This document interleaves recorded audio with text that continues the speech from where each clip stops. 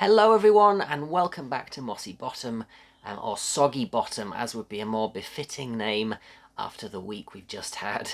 In spite of spring definitely having sprung, and somewhere out there are daffodils and primroses in bloom, we have had without doubt one of the wettest weeks I can remember here in the west of Ireland, certainly for March. My vegetable patch is flooded right now, and it's just too wet and boggy to do any work outside. So I've been forced to retreat inside to make this video. I'm here in my cabin, the volunteer cabin, which is definitely not my natural habitat. I'd much rather be out there, but at least I'm warm and dry, which makes a change while filming these videos. In a week or two, this space will actually be occupied by volunteers. I just hope they bring some really good wellies. One of the things that people sometimes say to me is that the videos I make are a source of inspiration to them. And that, for me, really is wonderful to hear.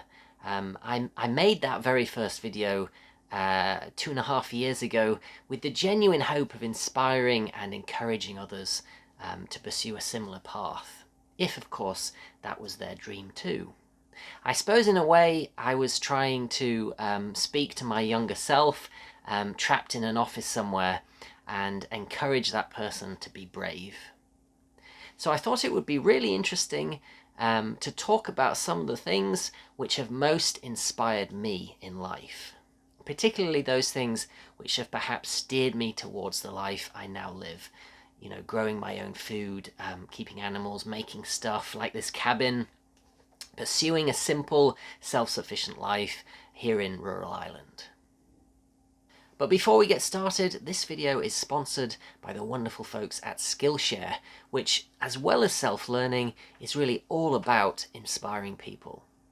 There are video courses covering just about every subject you can imagine, and you can browse through the entire library for free.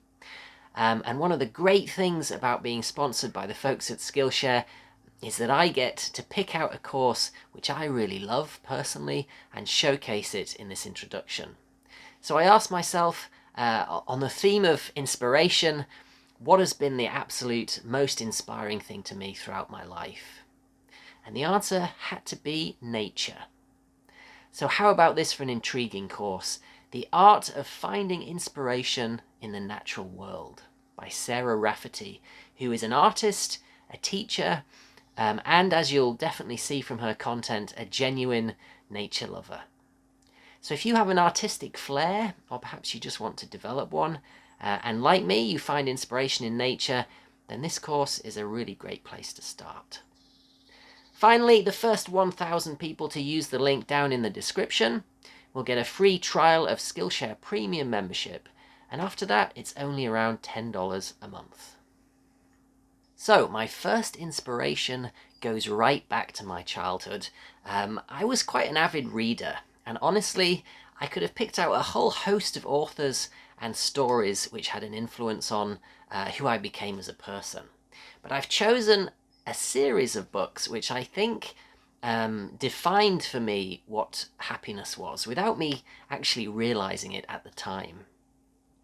They focus on a family who live together in the wilds, exploring nature, having adventures and misadventures, making things, growing things, and of course supporting each other in a very simple, contented way, with just a hint, okay, more than just a hint, of the fantastic, which is always something I've loved.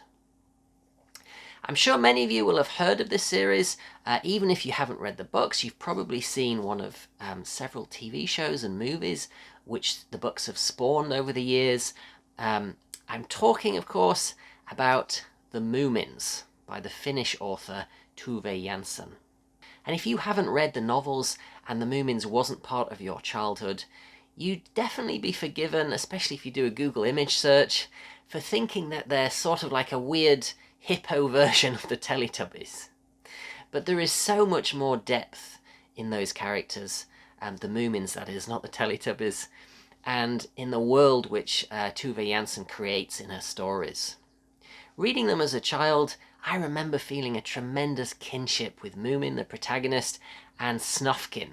Snufkin in particular, who spends his life wandering the earth, owning only what he can carry, never making a plan, and yet always seeming to have a solution. Snufkin is, I guess, the embodiment of freedom, the kind of freedom that we all admire and perhaps even envy, but never quite manage to achieve in our own lives.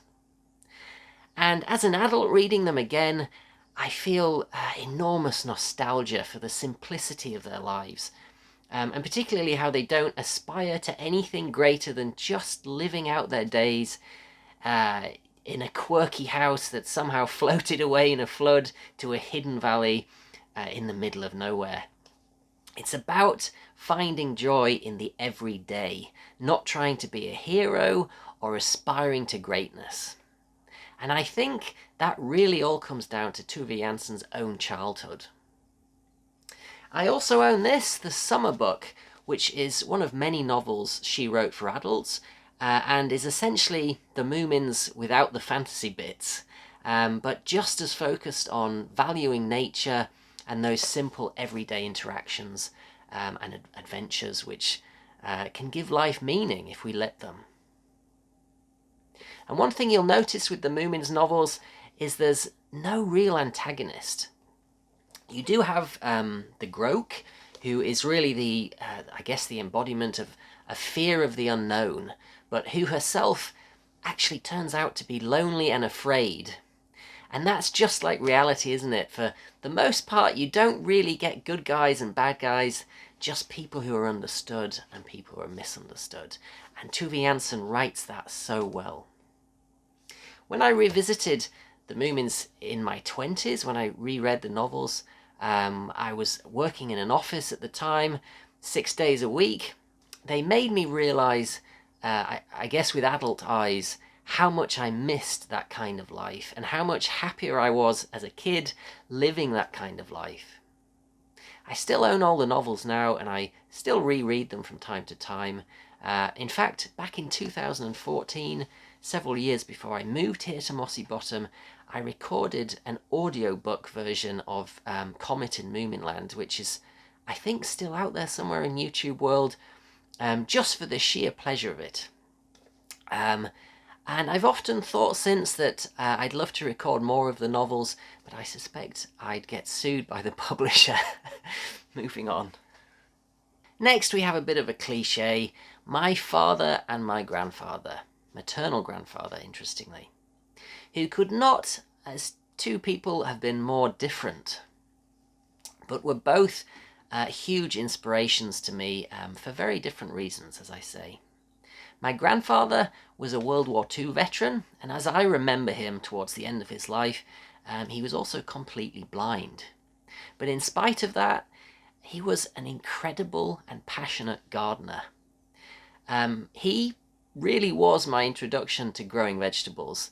Every year he would grow potatoes, carrots, runner beans, and brassicas, a whole host of other things, all outside. He didn't have, nor could he afford, a greenhouse. And the rest of his garden was as immaculate as it was beautiful, with flower borders and neatly topiaried trees. Quite how he was able to achieve all that without being able to see, I'll never know, and at the time I completely took for granted. I never thought to ask that question. He was also a wonderful storyteller and a very gentle man. But it was definitely his love of gardening and growing things that most spoke to me as a kid. I remember him taking me to his shed and placing a dozen runner beans in my hand, which he'd collected from his own crop and dried for me to plant the following spring. And to me, those beans were kind of magical. And of course, as soon as we planted them back at my own home and they started to grow, I was out there with my ruler and tape measure measuring them every morning. And that sense of joy at creating and nurturing life has never left me, which I have my granddad to thank for. My father, on the other hand, had less than zero interest in nature and plants, but he was an unbelievable maker of things, far better than I will ever be. He was an accountant by day, which I've mentioned in another video, but he spent his evenings and his weekends making everything from cars, kit cars, to kayaks, to computers. He taught himself engineering and electronics, and I suppose the crowning glory was a handmade 35-foot sailboat or yacht, which he built over a period of about 10 or 12 years on our front lawn where I grew up. Not only did he design and craft the hull of the boat, but he built and fitted the engine from scratch. He even taught himself how to sew and handmade the sails. And this was definitely not a shabby boat. He later sailed around the UK in it. That is on the rare periods when he wasn't working. He didn't get much time off work. What he taught me, apart from all those practical skills, of course, was the power of self-learning. And this was at a time before the internet. He would just go and get books out of the library and spend his evenings engrossed in practical central heating. Incidentally, he built our house, including the central heating system, or, advanced engine maintenance, or some equally dry subject which he would be fixated on for weeks on end. And he never doubted, he never even questioned, to my knowledge, his ability to learn and then apply that kind of skill. And that definitely rubbed off on me. The world is full of people who don't do stuff because they're afraid of failing, or at least not being immediately good at something. And my father taught me not to be one of those people, which I will be forever grateful for. Because of course, he did fail at things from time to time. I remember one time in particular, he was immensely frustrated at how bad he was at plastering, of all things. But failure was always seen by my dad as part of the route to success, which is something I've definitely taken with me throughout my life and really applies to how I live here at Mossy Bottom.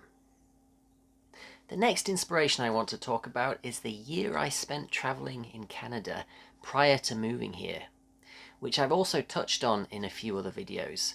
I spent that year woofing, as in volunteering on organic farms, not barking like Moss, and various other projects as well. Similar, I guess, to Mossy Bottom here in Ireland. And what you have to bear in mind is that for nearly a decade prior to that, I'd been living in cities, in pokey house shares and apartments with no gardens, no outside space, and working in office jobs. For much of that period, I didn't have a car, so my exposure to nature and the great outdoors was limited to going for a run in my local park. So that year in Canada, coming after that decade, that year in which I was, staying on horse ranches, felling trees, building cabins, eating homegrown vegetables for breakfast, lunch and dinner, living outside with people who were so passionate about the lives that they were pursuing, it just blew my mind. It took me right back to the simple joys of my childhood, spending all day doing practical but hugely satisfying work with my hands, as well as my mind. I think, unfortunately, many young people are kind of steered away from the things that they may have loved most as children and instead set on a path of academic and professional success, which invariably, for most people at least, means living inside, not outside, and moving to cities because that's where job opportunities are. Of course, it does work for some people who are blissfully happy living that life. I know quite a few myself, but it certainly doesn't work for everyone. And my year in Canada, it reawakened that childlike joy which I'd lost in my 20s. But it was much more than just that. I also met people living on homesteads who really struggled because of either ill health or, let's be honest, just getting older. And the overwhelming sentiment from those hosts with whom I stayed was, God, I wish I could go back in time and start this life 20 or 30 years earlier. And that taught me that if you wait too long, time is not necessarily forgiving. And one of the most common things that you guys say to me in messages and emails is how you admire the life that I'm trying to create here, and wish you were still in a position yourselves to do it. So Canada taught me to make the most, I guess, of my youth. It sounds a bit corny, doesn't it? But it really did. And not to take good health for granted, because you can lose it in a second. Of course, I also learnt many different skills and was taught by very many patient people, which is what I try to do myself here at Mossy Bottom when I get volunteers, to the best of my ability, of course.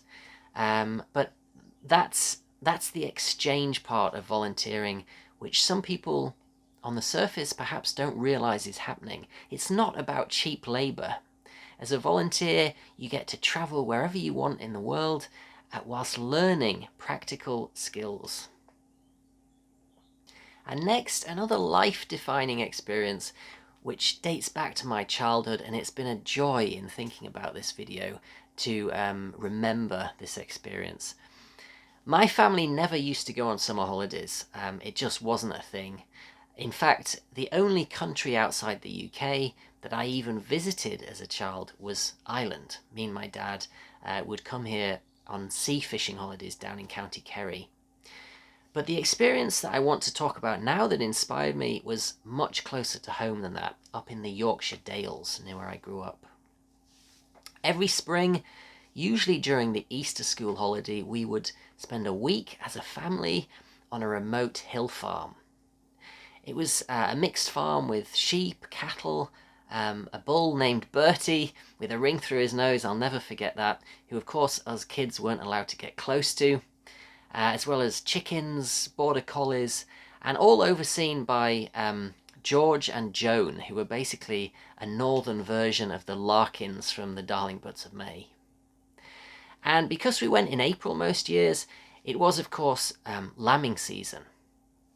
So from about the age of, 5, 6, 7, I got to see lambs being born every year. And as I got older as well, I was trusted to help out, which was just a mind-blowing experience at that age. And then of course there was the milking of cows, collecting of eggs, hunting for mushrooms in the fields. There was also a river which we would go swimming in, and of course when I say we, I don't mean my parents. They weren't crazy enough to brave an ice-cold Yorkshire river in early spring, but I don't think I really felt the cold back then. Everything was just too exciting on that farm.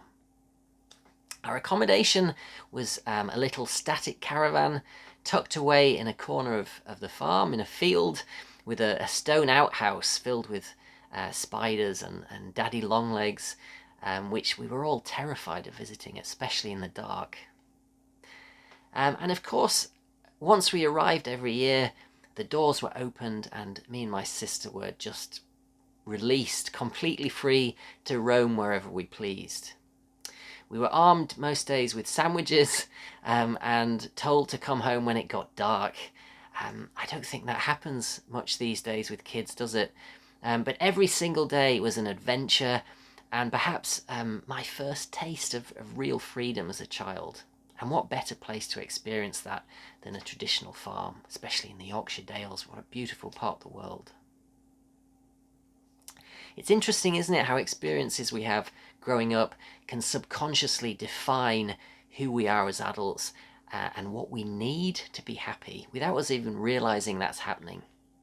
I've certainly never had any desire to be a commercial farmer, I don't think I ever will, but I was definitely inspired to want my own piece of land and certainly to keep animals. I think it's very possible that if it wasn't for that little hill farm and those experiences, George and Joan and Bertie the bull, that my life might look very different today. So finally, I'm going to end as I began, with books. Well, this time just one book. And this is not a work of fiction, far from it, but it is without doubt the most influential book for me that I've ever read. The first copy that I got my hands on belonged to my granddad, the very same one who taught me how to grow carrots, which he might well actually have learnt from this book, and that's a pretty big clue. I later bought my own copy as an adult in my 20s, and I've since read it cover to cover several times. But it's really intended, I think, as a reference book, which I have to say my life is very much modelled on. It is, of course, the complete book of self-sufficiency by John Seymour, first published, I think, in the 1970s. My granddad's copy was very different to this. It was paperback and much scruffier than this too, stained with jam and muddy fingerprints and all sorts of things. I should say, of course, he actually lost his sight much later in life. I think at the time that he bought this book, he still was able to see. And I think just about everyone from the UK and Ireland who has embarked on a similar life to mine, moving to the country, growing food and keeping animals, has a copy of this book. It is truly the Bible of self-sufficiency, written by someone who lived and loved that lifestyle, and that really comes across in his writing for the greater part of his life, both in Wales, interestingly, and then later in Ireland, down in County Wexford. And that's what makes this book stand out from other similar guides that have come since. The level of detail, the depth of knowledge and experience that could only come from decades of trial and error. It feels like you're reading someone's life story, kind of organized and presented in a way that, without a hint of arrogance, kind of says, look what you can do, look what you can achieve if you put your mind to it and work really bloody hard. And it features everything from how to grow vegetables to crop rotation, what animals to keep and why, how to forage, how to hunt for food, what tools and equipment you need, even how to build your own house. Just about everything you can possibly imagine on the subject of self-sufficiency and self-reliance. And even better, all that knowledge is beautifully tied together in a glorious system. I've talked about that system of connectedness between livestock and vegetables and people and nature in previous videos, and I think being able to manage that connectedness is what I most love about self-sufficiency. Employing my pigs to inadvertently plough the land whilst hunting for roots and dig in their own manure in the process, which I then grow potatoes on, which feed both me and other animals, as well as providing nectar for pollinators in flower. It's all interconnected, and Seymour really was practicing permaculture long before that word existed, at least in this part of the world. Of course, so many other smallholders like him were practicing that too. The difference, I suppose, is that he had the patience to write it all down.